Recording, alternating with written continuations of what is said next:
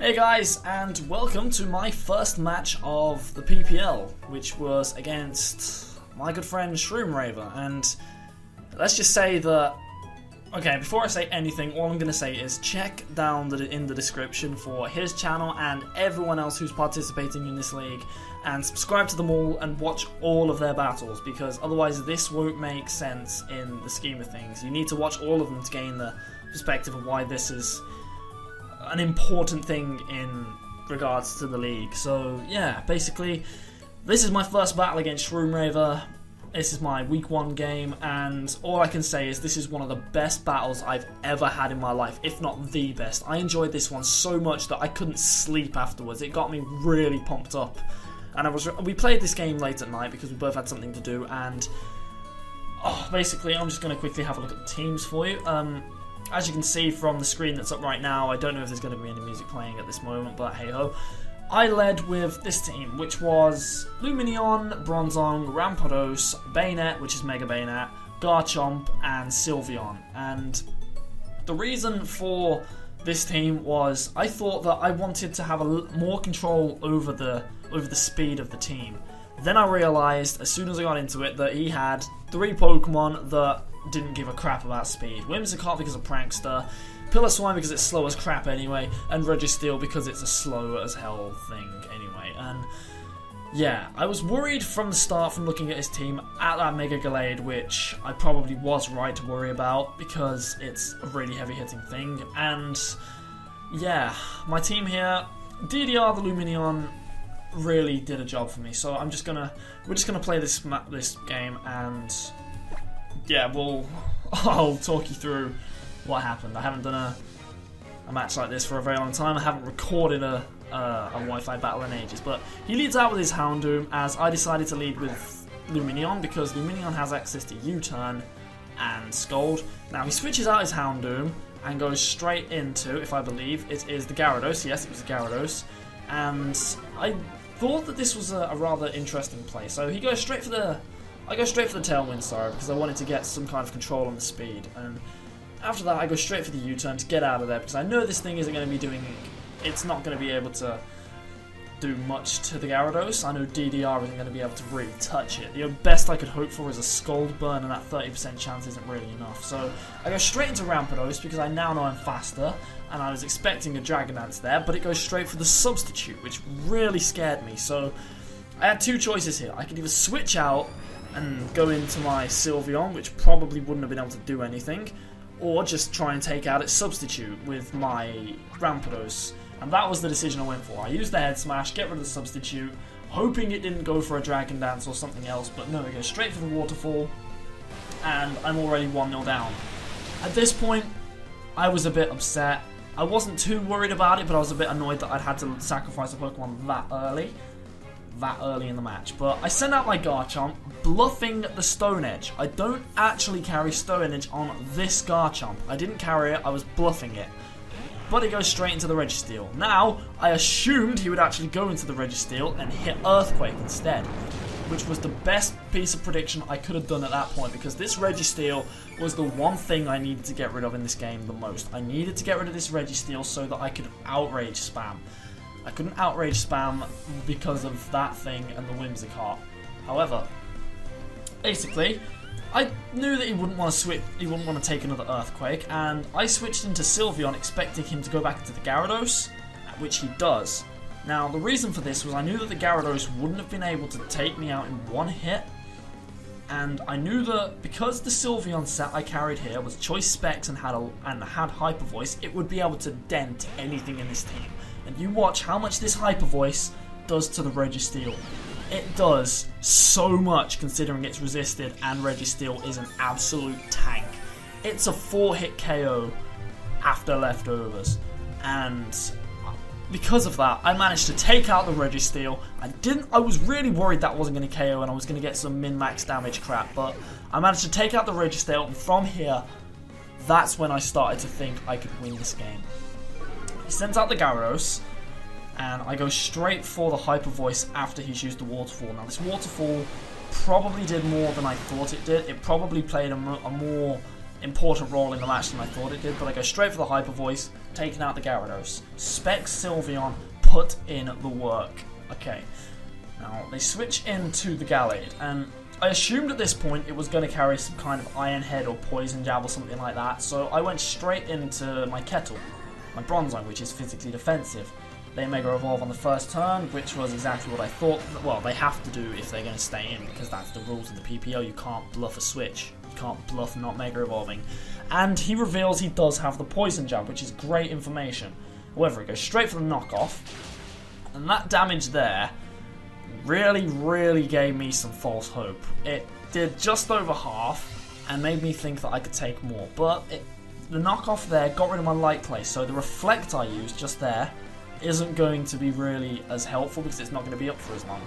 Now I decided to go for the Stealth Rock here because I knew that Houndoom was going to be lying around, and I knew it would be a good idea to get some residual damage on that thing as it switches in and out, because it's a bit of a pain.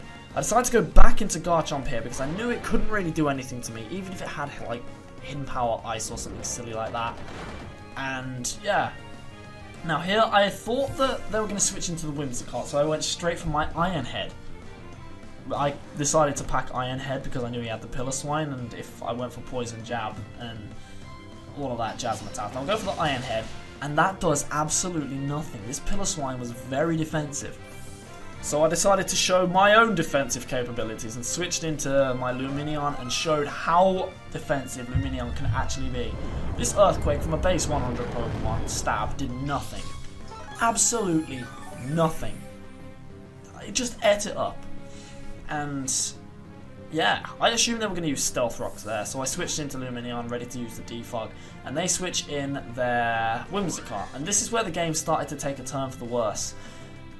I thought that it would be trying to do some prankster shenanigans on me, and it would be trying to mess with me and use Stun Spore. I was very worried about Stun Spore, because obviously this game was basically me trying to control the speed by using Tailwind and Trick Room and all of that jazz.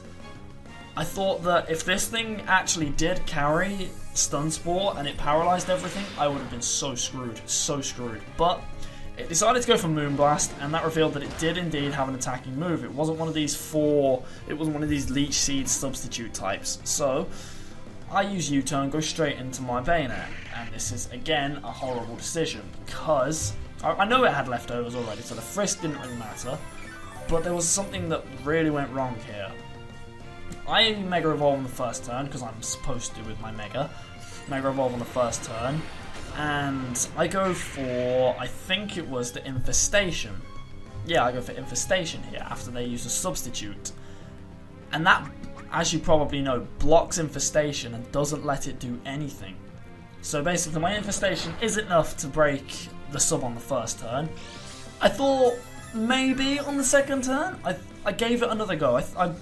I decided that I thought it was probably worth it to see if I could break it with another one. And unfortunately for me, this Moonblast does get a critical hit here, which kind of did mess me up a little bit. And yeah, I go for another Infestation, hoping it will break the sub, but it doesn't break the sub, which didn't help me out in the slightest. Now at this point I decided it was probably best to switch out 1Z and not waste another chunk of health, and I go straight into Kettle because Kettle can take a Moonblast and threaten it with Gyro Ball, but they go for the Encore, which was brilliant because I got a free switch into Kettle where they couldn't do anything. They got a little bit of leftovers back, but that's it. Now they decided on this turn they wanted to try and wear me down a little bit more before switching out because they had pretty much a free turn with that substitute. So I decided, screw it, I'll go for Gyro Ball. Why not? Let's go for it. Went for it, and it takes out the substitute, as you can probably tell, because it's worn down from 2 Infestations, and it will probably be enough to one-shot the Whimsicott anyway. It gets a bit more leftovers back, and at this point I really wanted to switch out and try and predict him to do something, but I wanted to play a bit more carefully because I made a load of over-predictions at the start of the game, and I knew I needed to play a bit more carefully to try and ensure the win. Okay. I go for the Gyro Ball on the Houndoom, and it does a considerable amount of damage actually. I thought that it wouldn't do that much because Bronzong isn't exactly the most attacking, and this was an important play. They go for Pursuit, thinking I'd switch out, but I stay in and go for another Gyro Ball. Now, I remember watching Shroom's video, and he was talking about how Pursuit could be important on his Houndoom, and I thought he would try and trick me there and just get rid of it. So I double bluffed him, and the defense EVs I had really helped out there.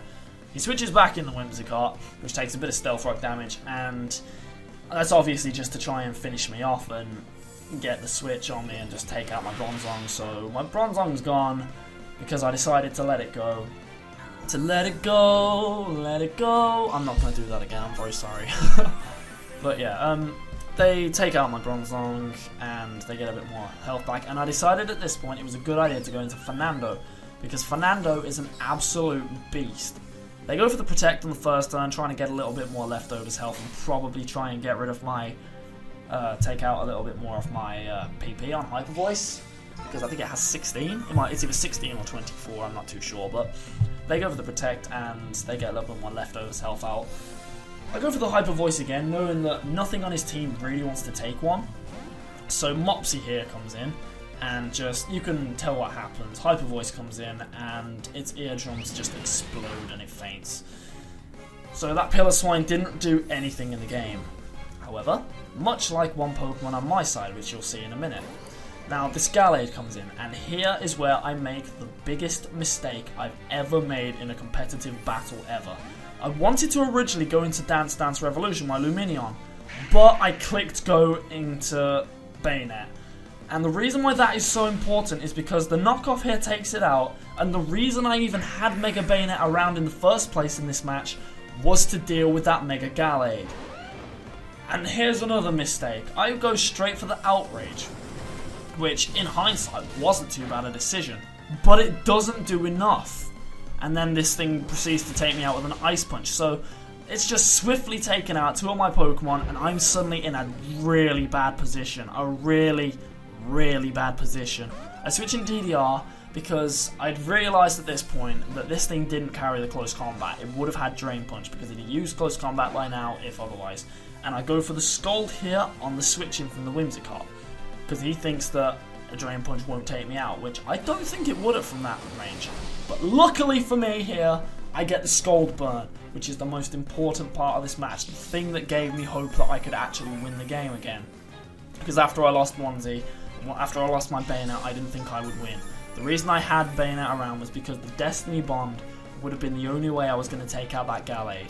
I thought that the Scarfed Outrage would have been enough to take it out, but no. This Whimsicott then just decides to go for a Moonblast on me, which did a considerable amount. It did way too much. And here's the last mistake I made in the game. I made 3 massive mistakes in this game. The first of which was losing Bayonet. The second of which was going straight into Garchomp and going for Outrage. And the third of which was this next turn here.